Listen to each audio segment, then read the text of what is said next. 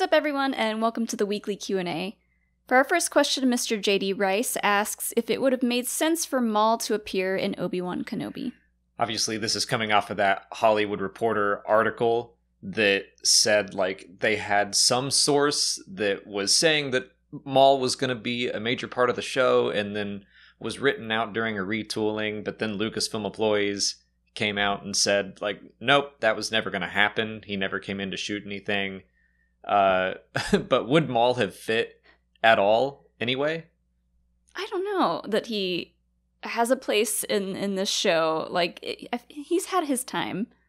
That we have had a lot of Maul content. To be fair, we've had a ton of Vader content. And, Maul has a very intense and long-lasting relationship with Obi-Wan. But yeah, I just don't think it would have made sense because in Star Wars Rebels, I feel like it's pretty clear he had no idea Obi-Wan was still alive after the Clone Wars. He just seemed crazy and obsessed and was he didn't know what to do with himself. So he's I guess I'll find out if Kenobi's still kicking around and I'll go kill him if he is. Yeah, I didn't think about that. But yeah, this is going to be about Obi-Wan and Vader. Yes. And the Inquisitors. But there's really no room in the storytelling for Maul to be in this, in my opinion. I agree. We have 6 episodes. I think it needs to be about Obi-Wan and Vader, and that needs to be the core focus. And even all of the little plot synopses we've gotten so far is Obi-Wan is still reeling from his greatest failure with Anakin turning into Darth Vader.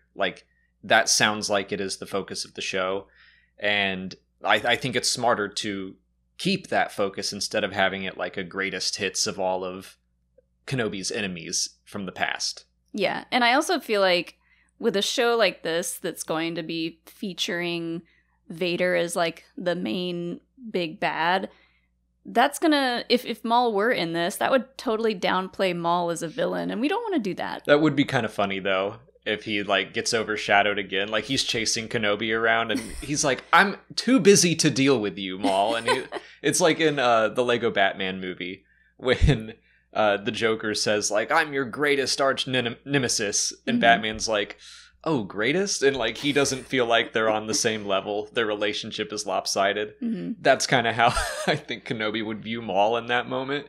Is dude, I'm trying to deal with Vader. Get out of here. Every time we see Obi-Wan fighting with an Inquisitor or Vader, Maul's back there going yeah, any room for me? It feels like if Maul were in this, then he either wouldn't get enough focus, or the focus would be too split, and it wouldn't have done either either Maul or Vader justice. I like Vol. Yeah, that's their couple name. Make them one. If they join character. Forces, there you go. I mean, we need the Kenobi Sinister Six to come together and fight Kenobi. But yeah, that whole Hollywood Reporter article was so weird because it was just sources say, but then in the article it says, and a Lucasfilm source also said this wasn't true. I'm sure they had someone at Lucasfilm suggest that, or else they wouldn't have written it. But it's so weird to be one person said this, and then as a footnote, it's and someone else said that wasn't true. Mm-hmm. And then people on Twitter, Lucasfilm employees, saying, it totally isn't true. Yeah. So I was why did you even write that? That was a weird article. I think every once in a while they have a big wheel and they spin it. And whatever it lands on, they're cool, let's make up a rumor about this. Yeah, it's a Mad Libs. They just pull names out of a hat. And it's who was almost in Kenobi? It was Maul! Eldad, Brandon Velasquez, and Nyx Hex all want to know if we'll get a backstory on Reva and the other Inquisitors in Obi-Wan Kenobi. I think that's likely. I think that, I think we talked about this somewhat recently, that, all of the Inquisitors are fallen Jedi. It wouldn't surprise me to know, or to learn that Kenobi knew some of them. Yeah, could be. I don't know that we're going to learn too much about them, though, because it's pretty obvious that they're just supposed to be bad guy Jedi hunters. Well, the third sister specifically, I'm sure she seems like she got the focus in the trailer, so I think that she will probably have a story. I'm not expecting the fifth brother or the unnamed one or even the Grand Inquisitor to have an arc, because the Grand Inquisitor's story is more in Star Wars Rebels. Mm-hmm. The third sister, I kind of think will be similar to the second sister in that she will have an arc. She will change, and so we might need to know where she came from. Yeah, it would be interesting, especially if, her and Obi-Wan knew each other. Which is, I guess, kind of unlikely. There were 10,000 Jedi, so, I'm not expecting that he knew all of the Inquisitors. They saw each other at the mess hall at some point. Right. They had a passing, knowledge of each other. I would like it if he knew the Grand Inquisitor, just because I think it's weird that I talk about him a lot and his days as a Jedi, because we know he was a member of the Temple Guard. And I'm like, it's weird that I just keep calling him the Grand Inquisitor, but I have no other name for him, so I have to. Aaron Owania and Robert Bush ask what they should watch and read to get ready for Kenobi. There isn't a whole lot in canon. I'll give you some Legends suggestions as well, but yeah, I think that this whole Kenobi series story has been in development for so long, and at some stage or another, that they were like, let's hold off on any Obi-Wan Kenobi stories. Mm-hmm. So there are a few issues from the original 2015 Star Wars run by Jason Aaron. I think that's issues 7, 15, and 20, I believe. It's kind of like his journal. I think it takes place probably before the Kenobi series. That's kind of it for canon stuff. I mean, we talked about it the other day. I really am getting excited to rewatch the prequels, obviously, just to refamiliarize myself with Obi-Wan and Ewan McGregor specifically as Obi-Wan, and where he leaves off at the end of episode 3. But I think I'm kind of interested in going into the Vader comics and just getting an idea of what's going on with Vader at this point in time. That's actually a great idea. I was considering just Kenobi stuff, Obi-Wan Kenobi stories. The Darth Vader comic run by Charles Soule is A, amazing.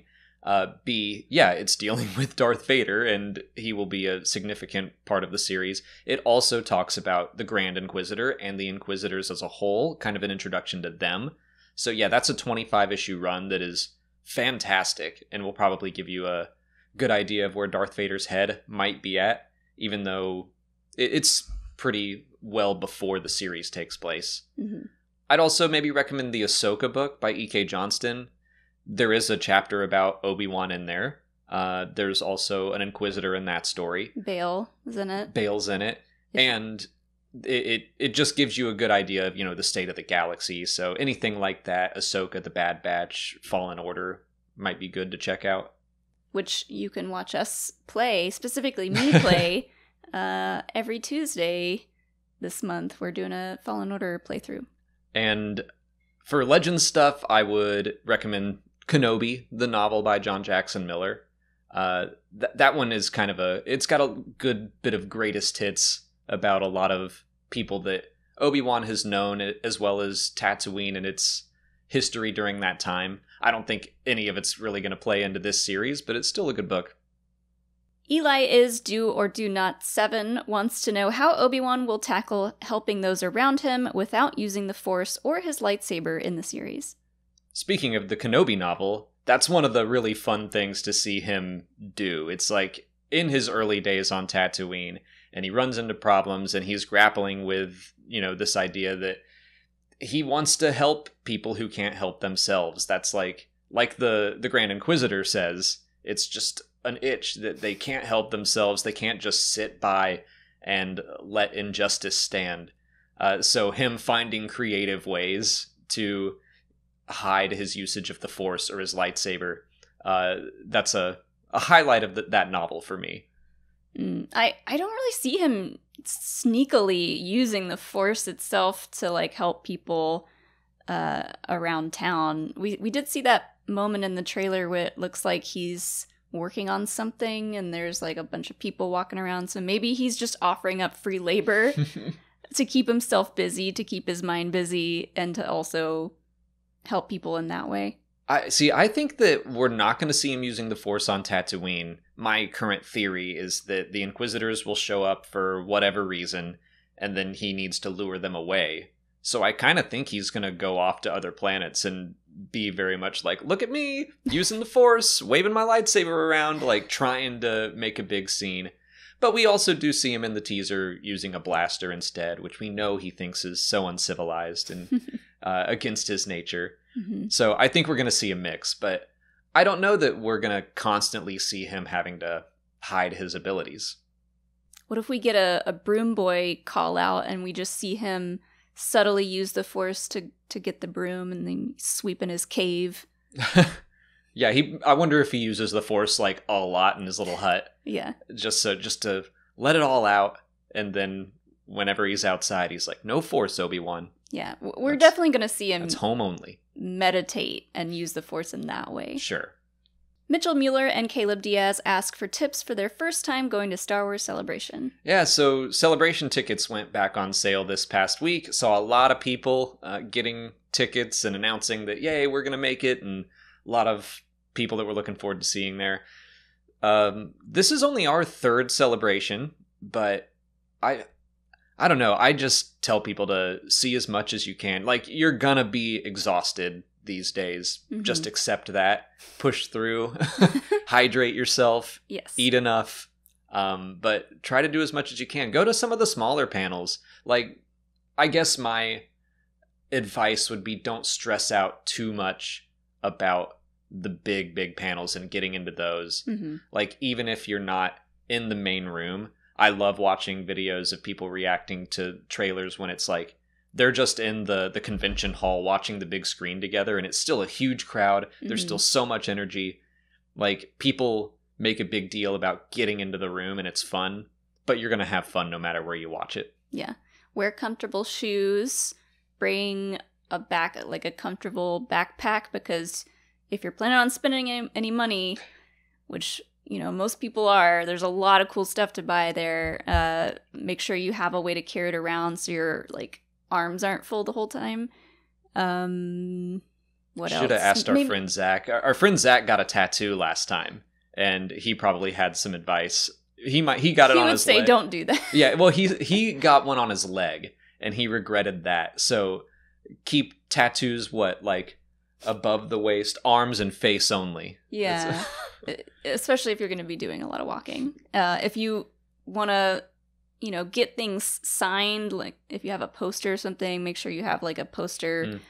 A poster tube. That's great advice, because even if you're not going to get anything signed, there's a lot of chances to get just cool posters. They hand them out a lot of times. Yeah, you will get free posters. And I think both times we've been to Celebration, we've had to go to the UPS store to get a poster tube or something. Yeah. So, like, if you have one ready, then you won't have to worry about it.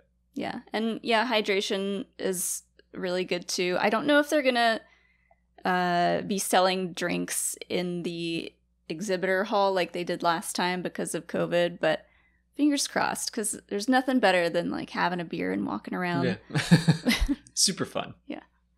On to YouTube questions. Jedi Spartan 38 wants to know why we didn't see clone commandos in the Clone Wars.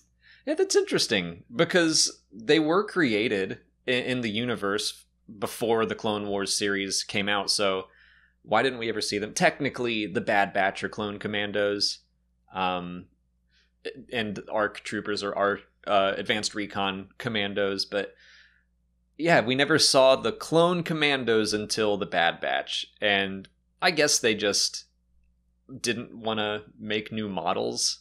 That would probably be my guess. A lot of the Clone Wars came down to, we had to make up clone or Jedi armor because cloth and robes were just too expensive to animate every episode. Yeah. And, I mean, they had so many different kinds of clone soldiers in the Clone Wars. They may have just said, you know what, that's one too many. Well, so many of that, there were a ton of different types, but a lot of them were just, color changes, color swaps. Mm-hmm. And that was kind of part of the reason they did the Clone Wars. It's like, hey, we just made one model for, like, our entire cast. So I I would guess that maybe it was just a limitation on making a brand new model that they didn't want to pull the trigger on. But I'm hopeful that since they did it for the Bad Batch, we will continue to see clone commandos appearing in the Bad Batch. Mm-hmm. Maybe they're just too cool and they didn't want them to overshadow the other main clone characters. Honestly, that's possible. Like, the clone commando teams that we tend to know of, Delta and Omega Squad, like, and the Bad Batch, they were usually sent off on special missions. And this question does specifically ask, like, why didn't they go to the Citadel to help out there? That seems like something they would have been specialized for. Maybe all of the clone commando units were tied up doing even more special missions. Mm-hmm. Charlie the Unicorn asks if we'll see Padme in Kenobi. I doubt it, or at least not played by Natalie Portman. It is kind of like the Maul question. I definitely think that there's more room for Padme to appear than Maul, considering Kenobi, Anakin, Padme is obviously very much a part of that relationship and history. Yeah, I mean, I would love to see Padme in this, and it would be really cool to see maybe Padme and Kenobi having like a deeper conversation than what we've seen in the prequels, or, you know, seeing Padme and Anakin talk in a flashback. That would be really cool too. Yeah, I don't know if we'll see Natalie Portman coming back. And, you know, she did come back for Thor. She came back for Avengers Endgame. And and Thor 4, if that's what you mean. Thor 4, yeah. I think Endgame was reused footage. I can't remember. Was it? I'm not sure. I don't know. No, not Marvel Explained over here. No. Go to Comics Explained for that.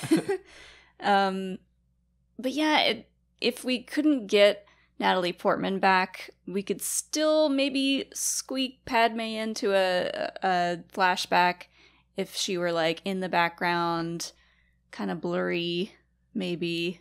I don't know. Yeah, I mean, this is an interesting series where it does feel like a chance to introduce some elements of the Clone Wars to people who'd never seen it, to people who just watched the live action stuff.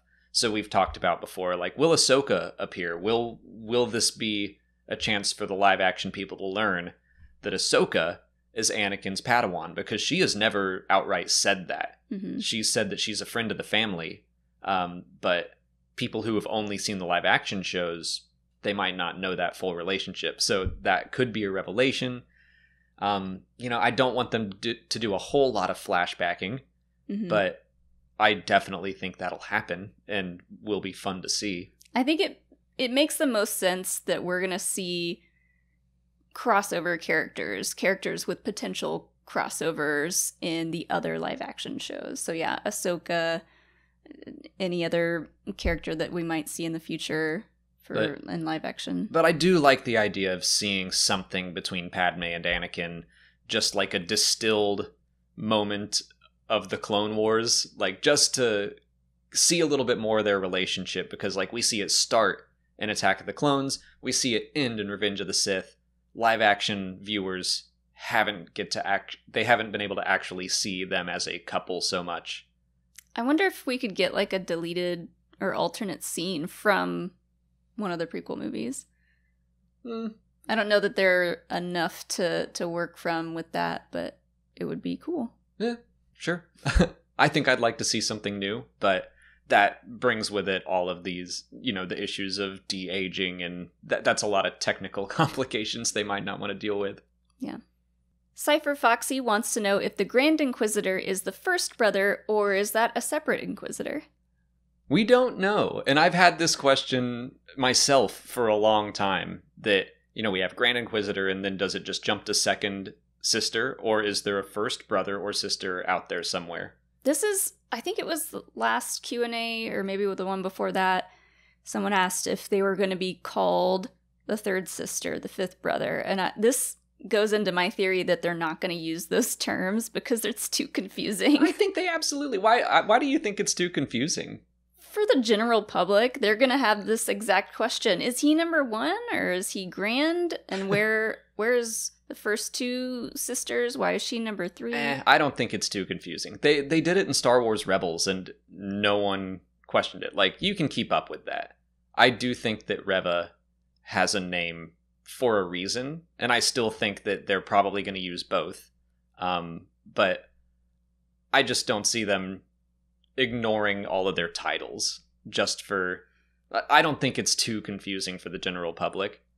But since you bring up confusion, I do think that maybe all of their titles in universe is meant to be a little confusing. One of our friends actually posed this to me a long time ago when I was telling him about the Inquisitors. He said, oh, maybe it's like SEAL Team 6, where they were named that way specifically to promote confusion and like, well, how many SEAL teams are there? Mm-hmm.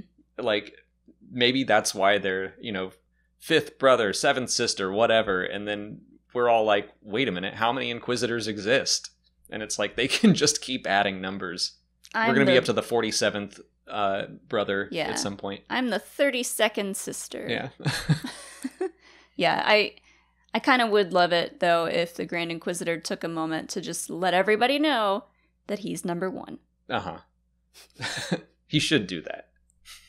Miguel Rodriguez asks if we'll get to see Obi-Wan try to bring Vader back to the light side in the series. This is coming from the line in Return of the Jedi where Vader says that Obi-Wan once thought as you do, when Luke is like, there's still good in you. And he's like, nuh-uh. And Obi-Wan thought that once. Nuh-uh. So, yeah, I do think that is probably a jumping off point for this series. A lot of people are like, well, how's that one line in A New Hope going to work after this? Where he said, last we met, I was but the learner. Now I'm the master. So it does seem like they hadn't seen each other up until that point. But then you have this line in Return of the Jedi where it's like, Obi-Wan, I keep saying that, Obi-Wan once thought that there was still good in me, but he was wrong. And I don't think he really posed that question in Revenge of the Sith. So I do think that we might see Obi-Wan run into Vader and be like, come on, like, let me try again. I failed you once and I don't want to fail you again. I'm trying to give you a second chance. Yeah. Come back to the light. I gotta say, I might be a little disappointed if he doesn't at least try, like, a little bit. And I do think that we'll see that in the series. But the idea of, like, people saying, well, how's this gonna work because of this line in this other movie, when the series is, like, over, we're not gonna look back on the Obi-Wan Kenobi series and be like, well, it just doesn't make sense because of that one line. I mean, that might happen, where I will be like, you know what? It still doesn't quite perfectly mesh, but whatever. Like, I'm going into this series with that expectation, like, that's a possibility. I also think they 100% know about that line, so they're going to try to do something to make it all make sense. Mm-hmm. But if they don't, it's okay. But yeah, I like the idea that Obi-Wan for 10 years has been grappling with, like, oh man, I failed Anakin, I failed the galaxy. So if he gives Vader another chance to come back to the light and Vader turns it down, then I feel like that could help lift some of the guilt off of Obi-Wan. Mm-hmm. Be like, okay, it's not just me. He made his choice. And like it's, I don't know, just him being like, okay, it's not all my fault. Yeah. Hopefully he talks himself through some of these dark feelings that he's having and, comes out a better man at the end. That's all the time we have for questions today. If you want to leave a question for next week's video, just put it in the comments below or sign up for Patreon to join our weekly Q&A discussion. If you haven't already, please like this video, subscribe to the channel. Follow us on Twitter, Instagram, Facebook, and TikTok. And as always, thanks for watching, and may the Force be with you.